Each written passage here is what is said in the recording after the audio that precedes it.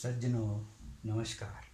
आज हम इन जन्म कुंडली के 12 खानों के अधिपति या इनके भावेश के संबंध में चर्चा करेंगे तथा सूर्य का भी मोटा मोटी सूर्य के बारे में भी एक जनरल असेसमेंट करेंगे।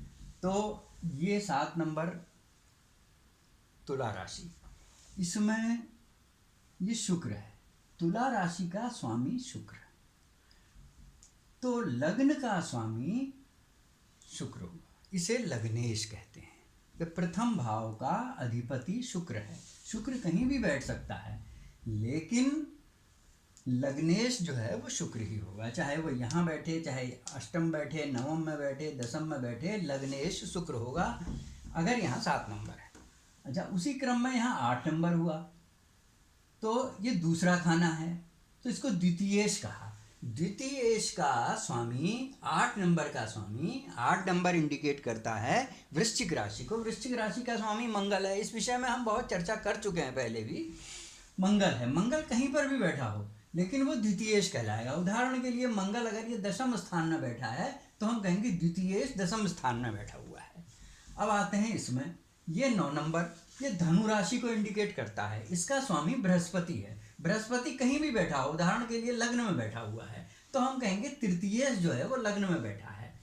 चतुर्थेश, इसी प्रकार से चतुर्थेश शनि है, क्योंकि यह मकर और कुंभ का स्वामी है और ये सप्तम में बैठा है, तो हम कहेंगे चतुर्थेश सप्तम में बैठा है। ऐसे ही पंचम स्थान का स्वामी भी शनि है, तो ये अगर सप्तम में बैठा है हम कहेंगे पंचमेश सप्तम में बैठा है। 12 नंबर मीन राशि, इसका स्वामी बृहस्पति। बृहस्पति अगर मान लीजिए चौथे में बैठा है तो हम कहेंगे षष्ठेश चतुर्थ स्थान में बैठा हुआ है। सप्तम स्थान 1 नंबर है, इसका स्वामी मंगल है। 1 नंबर वृश्चिक राशि को, वो मेष राशि को शो करता है, इसका स्वामी मंगल है। मंगल कहीं भी बैठे लेकिन वो सप्तमेशी कहलाएगा। ऐसे ही 2 नंबर वृष राशि, वृष राशि का स्वामी है शुक्र। शुक्र कहीं भी बैठे इसमें से, लेकिन वो अष्टमेश कहलाएगा। ऐसे ही 3 नंबर बुध है। 3 नंबर मिथुन राशि है, जिसका स्वामी बुध है। बुध कहीं पर भी बैठ जाए, इसमें बैठ जाए तो 5वें खाने में बैठ जाए तो हम कहेंगे नवमेश जो है, नवम, चूंकि ये नवम भाव है, यहाँ से गिने 1 2 3 4 6 7 8 9, नवमेश कहेंगे पंचम में बैठ गया है। ये दशम स्थान है, यहाँ नंबर 4 लिखा है, मतलब कर्क राशि हुई जिसका स्वामी चंद्रमा है। वही बात है कि चंद्रमा यहाँ भी बैठा होगा तो दशमेश होगा। अगर यहाँ 4 नंबर है तो दशमेश चंद्रमा ही होगा। अगर यहाँ 5 नंबर जैसे है तो एकादशेश सूर्य ही, सूर्य कहीं भी बैठ सकता है लेकिन वो कहलाएगा एकादशेश। और 6 नंबर कन्या राशि, स्वामी बुध और ये द्वादशीश। अब मैंने आपको ये कॉन्सेप्ट क्लियर हो गया होगा कि ग्रह कहीं भी बैठे लेकिन नंबर के अनुसार, अगर यहाँ नंबर 4 है तो कर्क राशि हुई, इसका स्वामी हुआ चंद्रमा। चंद्रमा कहीं भी बैठे कहेंगे दशमेश, जहाँ भी बैठेगा कहेंगे दशमेश वहाँ बैठा हुआ है, चाहे सप्तम में बैठे, अष्टम में बैठे। तो ये कॉन्सेप्ट मेरे ख्याल से आपको क्लियर हो गया होगा। और एक बात और है इसमें कि मंगल की 2 राशियाँ हैं, मेष और वृश्चिक। शुक्र की भी 2 राशियां हैं, वृष तुला। बृहस्पति की भी 2 राशियां हैं, धनु मीन। और सूर्य की केवल एक ही राशि है। बुध की 2 राशियां हैं, मिथुन कन्या, और चंद्र की एक ही राशि है। तो ये हमने भावाधिपतियों के बारे में थोड़ी जानकारी प्राप्त की। अब हम सूर्य से, ग्रह से स्टार्ट करते हैं और इसका मोटा मोटी अध्ययन करते हैं। बाकी तो जब भाव, अन्य विशद चर्चा बाद के भावों में की जाएगी। तो राशि क्रमांक 5, राशि सिंह का स्वामी सूर्य है। 5 नंबर का को इंडिकेट करता है, सिंह राशि को इंडिकेट करता है 5 नंबर। तो सिंह राशि का स्वामी सूर्य है। यह महत्वाकांक्षा, सत्ता का प्रतीक है। पिता, रोजगार, सिर के रोगों का इससे विचार किया जाता है। आत्मा, रोजगार इत्यादि को देखते हैं। आत्मा, नेत्र, हृदय, मेरुदंड, सिर और अस्थियों पर इसका प्रभाव है। इसके ग्रह चंद्र, मंगल और गुरु इसके मित्र ग्रह हैं। और शत्रु ग्रह इसके शुक्र, शनि, राहु, केतु इसके शत्रु हैं। इसका शुभ रंग लाल, पीला और गुलाबी है। इसका अशुभ रंग काला और नीला है। ये पूर्व दिशा का स्वामी है। 10वें स्थान पर, यहाँ पर ये विशेष बली हो जाता है। पुरुष ग्रह है, ये शुष्क ग्रह है। 7वें स्थान पर अपनी पूर्ण दृष्टि रखता है। उदाहरण के लिए यहाँ है तो यहाँ से 1 2 3 4 5 6 7 इस पर पूर्ण दृष्टि रखेगा।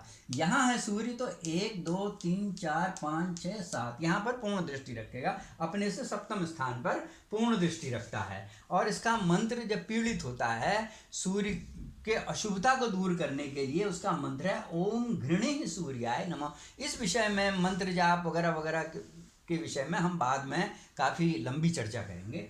अच्छा, सूर्य से बनने वाले योग, शुभ वेशी योग। अगर शुक्र से दूसरे घर में चंद्रमा और राहु केतु को छोड़ के अन्य कोई भी ग्रह हो तो शुभ वेशी योग बनता है। अगर सूर्य से द्वादश भाव में चंद्रमा, राहु, केतु को छोड़ के अन्य ग्रह हों तो शुभ वासी योग बनता है।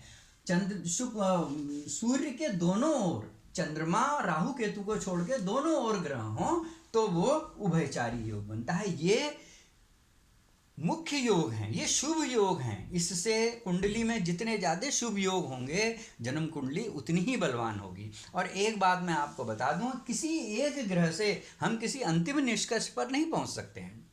उसके लिए बहुत से फैक्टर हैं जो हमको किसी भी फल कथन के लिए ध्यान में रखने हैं।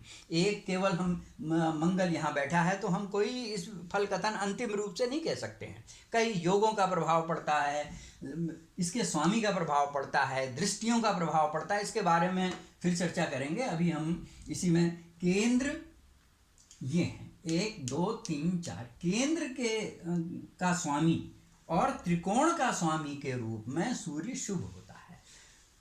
मतलब 5 नंबर अगर यहाँ कहीं भी हो, केंद्र में या त्रिकोण में 5 नंबर हो तो सूर्य शुभ फल देता है। और सूर्य का स्वभाव पृथकता कारक है। जब ये अन्य पृथकता कारक ग्रहों, उदाहरण के लिए शनि, राहु के साथ में होता है तो इसके पृथकतावादी इसके जो स्वभाव में बढ़ोतरी हो जाती है। ऐसा सूर्य अशुभ फल देता है, मनुष्य को उन भावों से पृथक कर देता है जिनमें वो रहता है। दूसरी बात, सूर्य बहुत तेजवान बलवान ग्रह है। इसके समीप जो भी ग्रह आता है वो क्षीण हो जाता है, उसका बल निर्बल हो जाता है। तो ऐसा ग्रह अस्त कहलाता है। अस्त ग्रह अपनी दशा में, अंतर्दशा में, अब जिस भाव का वो कारक है उस भाव के लिए जिन भावों का वो स्वामी है उनके फलों में कमी कर देता है। तो आज के लिए बस इतना ही। अगले प्रवाह में हम चंद्रमा और सूर्य का कुछ विशेष गुण, एक विशेष गुण के विषय में भी चर्चा करेंगे। चंद्रमा के विषय में चर्चा करेंगे। नमस्कार, धन्यवाद।